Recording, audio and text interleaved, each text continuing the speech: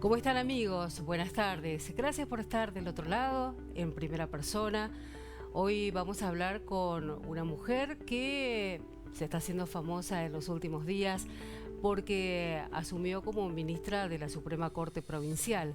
Estoy hablando de la doctora Norma Yatzer, que tiene una larga trayectoria en el Poder Judicial como jueza, pero vamos a ir charlando con ella para que nos cuente, bueno, sobre su vida, sobre todo. Norma, gracias por estar acá. Buenas tardes. Muchas gracias, Karina, por la invitación. Un placer poder charlar con vos esta tarde. Bueno, muchas gracias.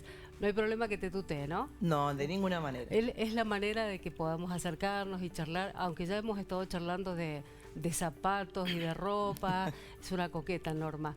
Bueno, has pasado prácticamente toda tu vida muy joven en el Poder Judicial, incluso antes de recibirte, ¿no? En realidad, primero cuando estaba estudiando, en el año 84, entré a trabajar al Poder Ejecutivo, rindiendo por un concurso, y entré a Catastro de la provincia. Estudiaba Derecho y después pasé por varias oficinas, rentas, asesoría de gobierno, donde me recibo y paso a ser abogada auxiliar, apoderada del Estado en la asesoría de gobierno, muchos años, hasta el 2007, que ingresé en el Poder Judicial, rendí, pasé el concurso y entré como juez de cámara de la Segunda Cámara del Trabajo. ¿Y cómo hiciste para trabajar en estos cargos en el Poder Ejecutivo? Porque te recibiste en la Universidad Nacional de Córdoba. Bueno, porque también en eso hay historia. La única universidad de Derecho que había en la provincia de Mendoza era la Universidad de Mendoza. Yo ingresé a la Universidad de Mendoza, hice los primeros 4 años ahí, y hubo un éxodo masivo en esa época que nos fuimos a distintas universidades nacionales. Algunos se fueron a la del Litoral y otros nos fuimos a la de Córdoba. Me quedaban 11 materias y las rendí en forma libre, las preparaba aquí, iba, rendía de a 1 a 2 materias y en un poquito más de un año terminé la carrera, me recibí, por eso me recibí en la Universidad Nacional de Córdoba. Bien, bien. Y has estado abocada siempre a lo laboral, porque fuiste, bueno, jueza de la Segunda Cámara del Trabajo de la primera circunscripción judicial, pero estaba leyendo, bueno, que tenés una maestría justamente en Derecho del Trabajo, un doctorado también sobre esta materia. Estos son tus temas, sos titular de una cátedra en la Universidad de Aconcagua también sobre Derecho del Trabajo. Es un tema complejo, sobre todo me imagino que tiene que ver mucho las cuestiones laborales con las crisis económicas, ¿no? Absolutamente. Siempre digo lo mismo, que los vaivenes económicos del país hacen que el trabajo, el derecho del trabajo, sea como un termómetro. Claramente, cuanto más crisis económicas hay, más se generan conflictos laborales. He estado bastante abocada, cuando estaban en el Poder Ejecutivo también llevaba parte laboral, además de administrativo, pero también tenía que ver con los procesos de exclusión, los amparos sindicales, las enfermedades profesionales o los accidentes de trabajo del personal de la Administración Pública Provincial. Hay una corrección que debo hacer, soy magíster en Derecho del Trabajo y soy doctorando, no he terminado el doctorado. Vaya a saber, no sé si lo termine algún día. Coordino una maestría en Derecho del Trabajo en la Universidad de Aconcagua, que también lleva como 14 cortes. Y siempre he estado abocada al derecho laboral en la cátedra también. Y es un tema que es sumamente dinámico. Desde la sanción de la Constitución Nacional, allá en el año 1853, tenía como atribución el Poder Legislativo el dictado de los códigos, y entre ellos estaba el Código del Trabajo. Nunca se ha dictado, no tenemos Código del Trabajo. Tenemos una normativa absolutamente dispersa, con lo cual es bastante complejo también transmitir el conocimiento del derecho del trabajo, porque tenemos muchas normas.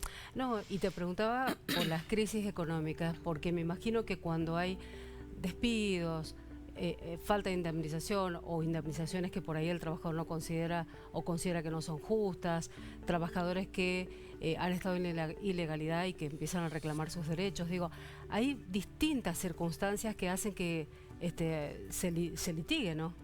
Sí, por supuesto, porque, a ver, tenemos un altísimo porcentaje de trabajo negro o de trabajo clandestino.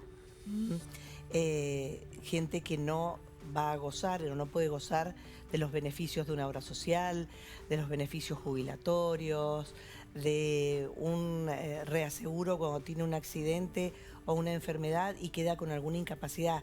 Estos están como fuera del sistema, por eso también es complejo y se genera la litigiosidad. En nuestro sistema jurídico, en lo laboral, las indemnizaciones son tarifadas, ¿sí? Es decir, que hay un quantum que uno rápidamente lo puede cuantificar. Pero aquellos trabajadores que no tienen este trabajo registrado, tiene un plus de poder acreditar que estaba en negro, quién era su empleador, en qué condiciones lo hacía. Están los convenios colectivos que nos van a regular, o las escalas salariales que nos van a regular que en cada actividad cuál va a ser el salario que le hubiera correspondido a este trabajador. O trabajadores que están inscriptos de una manera deficiente.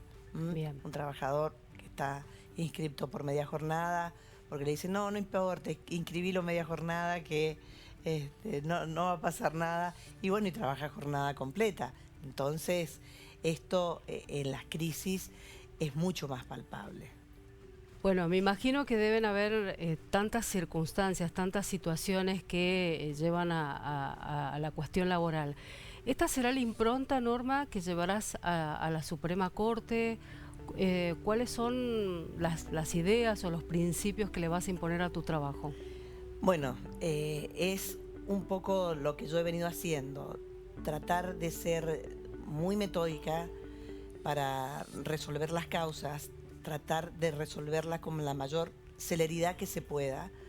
En los tiempos de la justicia, que se han acelerado en las primeras instancias mucho los procesos, a la Superior Tribunal también hay que imprimirle esta fuerza para poder resolver los conflictos que llegan en esta instancia. Recordemos que en la faz laboral no hay una segunda instancia, entonces los procesos que se resuelven en las cámaras del trabajo, que son de instancia única, tribunal colegiado, estas características que tiene el proceso laboral, llegan a la Corte por recurso extraordinario. Entonces, entiendo que se debe resolver estos. Yo tengo que ver también, recién llevo 4 días y quiero ver cuántas causas son las que tenemos, en qué velocidades se le están imprimiendo a estas resoluciones, llegar con esta posibilidad de trabajar con consensos, con diálogo, más allá de las discrepancias que podamos tener desde el aspecto jurídico, porque no todos tenemos por allí los mismos criterios, hay criterios diversos en todas las materias, ¿no? Y ahora con esto que nos toca resolver en todas las materias, que son 3 jueces, que se sortean las causas y que tenemos que resolverlas. Bien, ¿y cómo ves el funcionamiento? Porque has estado en todos los lugares, incluso fuiste presidenta de la Asociación de Magistrados hasta ahora, hasta antes de tu asunción. Tengo una encuesta que se hizo hace un poco tiempo nada más, que se publicó en enero, donde habla que el 92,8% de los consultados no tuvo opiniones positivas sobre el rol del Poder Judicial. 6 de cada 10 mendocinos asegura que el desempeño del Poder Judicial es pésimo. Se hizo sobre 6.000 personas, el Laboratorio de Innovación Judicial lo hizo. ¿Piensan que es pésimo? ¿Realmente es así? Bueno, yo te puedo dar la visión desde adentro con las encuestas que se hacen en el Poder Judicial. A partir de las reformas del Código Procesal Civil y del Código Procesal Laboral, se elaboraron protocolos de trabajo en los cuales se impuso a los tribunales una mayor cantidad de trabajo y calidad de trabajo, y ver cómo funcionábamos. Fue como también medirnos a nosotros como tribunal cómo estaban las causas. Al acelerarse los procesos y al tener una oralidad mucho mayor. Esto generó que dentro del Poder Judicial se realizaran encuestas. Y estas encuestas, que son como el boca de urna, al salir de una audiencia inicial, en el fuero laboral y en el fuero civil, que el propio trabajador en nuestro caso y el empleador y los profesionales podían salir de la audiencia y escanear un QR y decir cómo le había ido en la audiencia, qué le había parecido el juez, si había sido un juez conciliador, si conocía el expediente, si había depurado la prueba, cómo era el trato. En estas encuestas, que realmente son encuestas como más fidedignas, tuvimos un alto porcentaje de satisfacción del justiciable, del ciudadano que se acercaba, tanto en el fuero laboral como en el fuero civil. Bien. Esta era... Lo otro, yo no sé si técnicamente no conozco cómo se elaboran a ciencia cierta una encuesta, pero esto ha sido más como una intervención. Y esto, una intervención a la ciudadanía, de decirle cómo funciona el Poder Judicial. Es lo mismo que si nosotros preguntamos, ¿cómo le va a los hospitales públicos? ¿Cómo es la atención en los hospitales públicos? Y si uno va al común de la gente y pasa y da, ¿qué dicen de los hospitales? Y bueno, al que le fue bien en la atención y al que tuvo que esperar 7 horas, ¿qué va a decir? Y claro, fue pésimo. Claro. Pero en la cocina, tanto en estas audiencias iniciales Con como esto, finales, fue buena. Con esto un poco tratando de traducir lo que estás comentando es quienes han tenido que efectivamente pasar por la justicia tienen otro punto de vista, Sí. que por ahí la opinión sin recurrir justamente o sin tener que haber pasado por alguna situación, ¿no? Exacto. Me da la sensación que esto puede haber sido el resultado que llevó a esta intervención que se hizo a tener una visión muy mala del Poder Judicial. Entiendo que no es así. Yo siempre recuerdo, y se los digo a mis alumnos, o se los digo a la gente que está en las cámaras, que son más jóvenes y que recién ingresan, yo les decía, cuando uno litigaba y pedía la audiencia de vista de causa, nos la daban a 2 años. Y 2 años el expediente estaba absolutamente quieto. Hoy un proceso laboral está acotadísimo el tiempo. Yo les digo que la resolución en la primera intervención que tiene el tribunal, en la audiencia inicial, yo las he tomado, porque también es una facultad indelegable del juez tomar la audiencia inicial, y yo siento las partes y les digo, miren este proceso, a ver qué está reclamando, ¿para qué quiere esta prueba? ¿Por qué no conciliamos? Esto va, esto no va, esto fue mal pedido, esto le faltó esto, y tratemos de conciliar.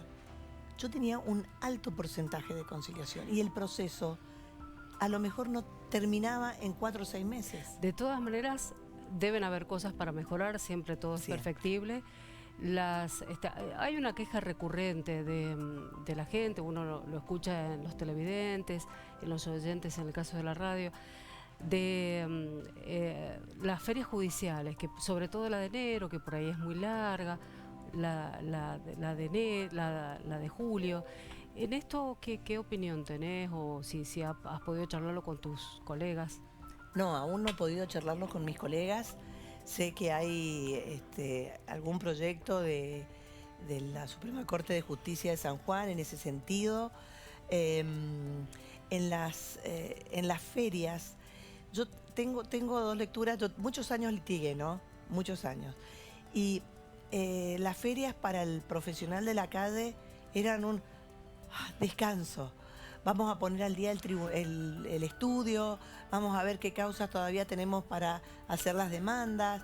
Era el descanso, era la fecha en que uno a la secretaria también le daba las vacaciones.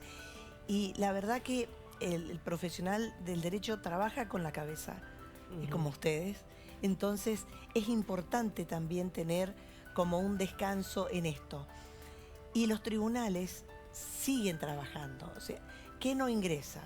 Las causas comunes, pero las causas urgentes, los amparos por salud, o amparos laborales, o estas cosas urgentes siguen funcionando, los tribunales siguen funcionando. Se pide la habilitación de feria y se sigue trabajando. Obviamente que no con el mismo ritmo, pero es también el tiempo en que el poco personal que queda aprovecha a hacer los archivos, aprovecha a hacer tareas administrativas internas que son necesarias. A mí me da mucha gracia cuando hay empleados que estaban en la calle y profesionales y que han ingresado al Poder Judicial, y cuando entran dicen, pero yo pensaba que no había tanto trabajo, que no era tan así. Y la verdad que podría repensarse, está para pensarlo. También hay que sumar al Colegio de Abogados y ver qué es lo que dice, ¿no? Porque los grandes estudios que trabajan con muchos profesionales y tienen juniors y pueden seguir trabajando, no se les complicaría. Habría que preguntarles también a los que tienen estos estudios que son unipersonales, son más y chiquitos, demás, claro. los más chiquitos, si esto pasa. Yo les digo que muchos jueces también estarían muy contentos, porque sus vacaciones las podrían, fijo las audiencias iniciales, las audiencias finales. Y digo, la verdad que me quisiera ir de vacaciones en el mes de septiembre porque es más barato. Y libero los 20 días aquí y me voy en esta fecha. Muchos estarían de acuerdo también, claro. Quizás sí. Quizás sí, Bien. Habría que pensarlo bien. Muy bien. Norma, ¿y cómo te llega este cargo? ¿Te sorprendió esta postulación del gobernador Cornejo? ¿Te lo imaginabas alguna vez en algún momento de tu carrera profesional? Yo hace como 4 años, cuando fui postulada, hoy mi compañera de trabajo, Teresa Day, en algún momento en los medios salió mi nombre, pero a mí nadie me había llamado, y a mí me daba gracia decir, ¿por qué están hablando si nadie me ha venido a ofrecer nada? Y en esta vez, que salió también un poco, pero a mí tampoco nadie me había llamado. La verdad que me sorprendió, pero para bien. Es como un halago, es como ponerle el broche a una carrera de tantos años dentro de la justicia y fuera de la justicia. Es un desafío muy grande, lo he dicho varias veces. Y también apenas me lo propusieron, lo charlé con mi familia para ver qué les parecía, porque yo les decía, bueno, quizás ya también sea tiempo de venirme a casa, y en casa me dijeron, uy mamá, acá en casa, qué intensidad, ¿no? Entonces se pusieron contentos y dijeron que sí, a mí me parecía, y que estaban todos dispuestos a ayudarme, a colaborar. De todas maneras, tus hijos están grandes ya. Sí. Yo tengo 3 hijos. La más grande, que tiene 30 años, 26 y 24 y medio, cumple 25 también este año. Ya la más grande es ingeniera, el más chico licenciado en comercio exterior, y a la otra le queda muy poquitito para ser odontóloga, está a materias, así es que ya están grandes, cada uno está encarrilado con sus profesiones, así que muy bonito eso. Que te dediques de lleno a tu carrera es como que, sabiendo que tus hijos ya están realizados, que tu familia está de alguna manera en la necesidad de que tengas una presencia permanente, eso te da un alivio también. Absolutamente, y tener un esposo que también apoya y comparte, y no hay ningún problema, y hoy no vengo a comer. No pasa nada. No pasa nada, hay tiempos para compartir, y sí, la verdad que ha sido satisfactorio. Ahora tendré que aprender mucho, hay que aprender. Siempre sostengo que hay que saber que el aprendizaje está siempre, que uno tiene que saber escuchar mucho, y saber que siempre tengo cosas para aprender de los demás, de cómo trabajan. La humildad es una virtud que hay que trabajarla, hay que ejercerla, y hay que siempre recordarla. Tal cual. Sí. Hablando de los aprendizajes, ¿cómo te llevas con las nuevas generaciones? También con las nuevas herramientas, las nuevas tecnologías, la inteligencia artificial, y bueno, las redes sociales. Bueno, debería aprender mucho más, seguramente. Yo comencé con la escritura de la Remington y terminé hoy preguntándole al ChatGPT algunas cosas.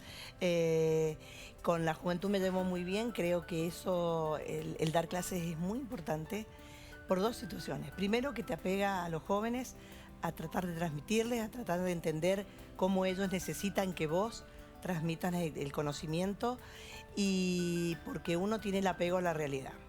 Y es una cuestión que uno nunca debe despegarse de lo que vivimos en sociedad, cómo lo vivimos, con quién compartimos. Además, porque los jóvenes te bajan a tierra y te van contando otras realidades, otras maneras, ¿no? Totalmente. Yo con esto interactúo mucho. A ver, antes era impensado que vos le dejaras a los alumnos tener el celular, porque uno decía, no, porque el celular va a estar... No, tengan el celular, pero bájense la ley acá.